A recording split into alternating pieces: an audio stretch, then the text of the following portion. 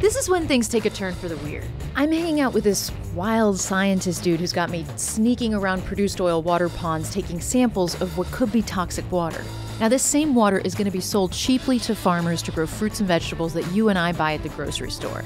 It's got all the makings of an Aaron Brockovich scandal. Hey, Scott? Yeah? We gotta move, because I think there's some trucks over there. We're not supposed to be here. I've decided to take my own precautions. I'm about 100 miles north of Los Angeles. How did I get here? It all started with a phone call. That's the reason I'm in the middle of the California desert. Pew, pew, pew, pew, pew, pew, pew. Wearing camo.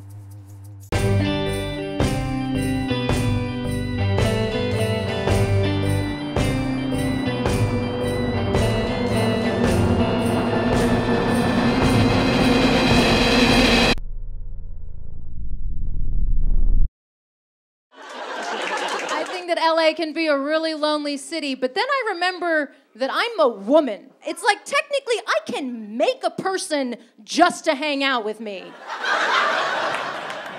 My name is Kiran Deal. I'm a comedian and a filmmaker. Lately, I've been focusing a lot on stand-up, so I was surprised to get this call. Hey Kiran, this is Tom Steyer. I'm a big fan of your work. We're making a documentary series about California, and I think you're going to be interested. Give me a ring. I'd never heard of Tom Steyer. A little research showed that he's not just some guy. Apparently, he's a billionaire.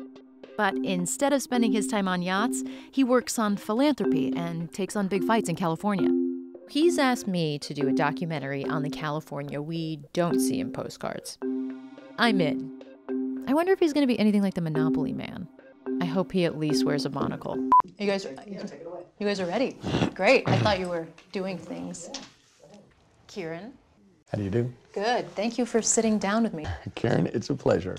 I'm living in Los Angeles and there's a drought, but for 3 or 4 years, the first 3 years, I would say it's like, oh, my tap's running, we're cool, you know, and it's just now that you're starting to see the grass start to go, which then gets you thinking, oh, this is a little bit, you know, scarier than right. I thought it was. Oh, this feels real. Oh, this feels like it could really have an impact.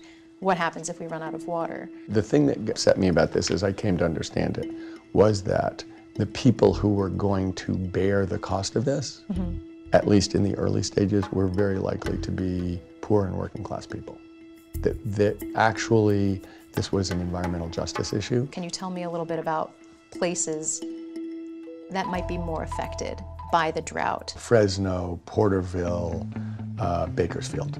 Because when you go through there, you know, that is the heart of the valley, and you can really see the impact. Just look out the window of your car. Okay, so he wasn't wearing a monocle. But Tom painted a picture of California that I didn't even know existed. First, I'm heading to the Central Valley, into the heart of the drought, to a place where people literally ran out of water in their homes. There she is. The woman who's taken it upon herself to deliver water to hundreds of families whose taps have run dry. Ah! I think we're gonna get along great. Careful. I take water to the east side. A lot of the people here have been out of water for almost 2 years. Some of them have actually been out for almost 4 years. Donna's gonna show me around town while I help her make some deliveries. This lady is out of water. They're out of water. So if They're having some trouble with their water, but they're not out. These people just ran out. There are currently over 3,000 residents in East Porterville without water. Now that's half the population. Imagine being unable to wash your clothes or your dishes, and you couldn't flush your toilet. You'd have to come to this church for a shower. We have showers for the community. This is Roman. He's the pastor at Iglesia Emmanuel, where residents can sign up for bottled water deliveries. Half a gallon per person per day. I'm afraid that a lot of this area here is going to become somewhat of a ghost town. You know, there's some families already living. That's what's very stressful sometimes. The fact that you know that the water line runs across Leggett, and it's only about 12 feet away from you. What Roman is talking about here is that East Porterville is not a part of any public water system, but the slightly better off town of Porterville is. The most glaring example of this is right on the city boundary.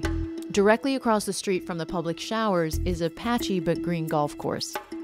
I guess the grass really is greener, because it gets to take a shower. This is Angelica, who was lucky enough to receive one of these 2,500-gallon tanks. How long have you had this tank? It's gonna be, I'm not sure if it's 5 months already or 6 months, close to it. About 5 or 6 months. Yeah. Got it. Yeah, this is. And do you remember the first time that you had no water? It was hard. It was really hard and sad because there was days that my daughter, she didn't want to go to school because she was getting bullied and you know, things like that, you know. Why was she getting bullied? Because there was times that she had to wear the same clothes and they're not used to wearing the same clothes. It was really hard. Okay, this is our well. Technically, you could take a well like this one and you could drill deeper, but it's very expensive. Yes, or you could drill deeper, but right now it's really expensive. If you wanted to sell your house, would you be able to? No. You can't. There's no value on this property. You can't sell it at home without a well. Nothing could really prepare me for the Mad Max feeling I get here. Trucks are bringing water from the west side of Porterville to the east side, and people have reportedly attacked the drivers in fear that they're going to lose their water supply. It's intense. So it's good that Donna's around. This is Juana. A few days ago, an electrical fire at a neighbor's house jumped over the fence and ravaged her mother's home next door.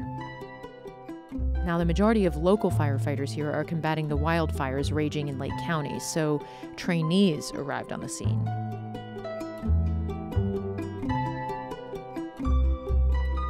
When did the fire happen?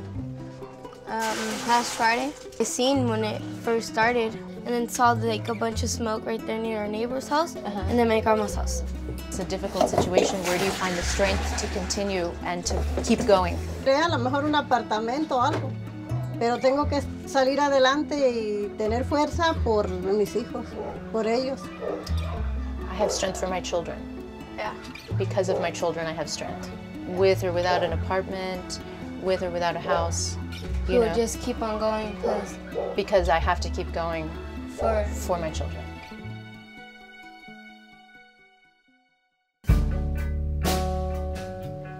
The beginning of the day just feels like it was a million years ago. I'm just so impressed by your kind of passion for other people, and it's just so inspiring. And the fact that you can laugh through things that are really shitty and tough and difficult and like see the bright side is like... But sometimes you have to laugh instead of cry. Yeah. And if it's a little bit funny and a little bit community, it's not as tough to get through. I agree 100%. Like today, we had fun. Yeah, you were a very good dancer. So we just left the last family that we were interviewing and we came to the other side of town, which is about 7 miles away, to have some dinner. And we're literally on the other side of Porterville and there are sprinklers with water running off in the same place that there's people experiencing a major drought. Which, it's like, I wish I had a joke for that, but it makes me want to throw up in my mouth a little.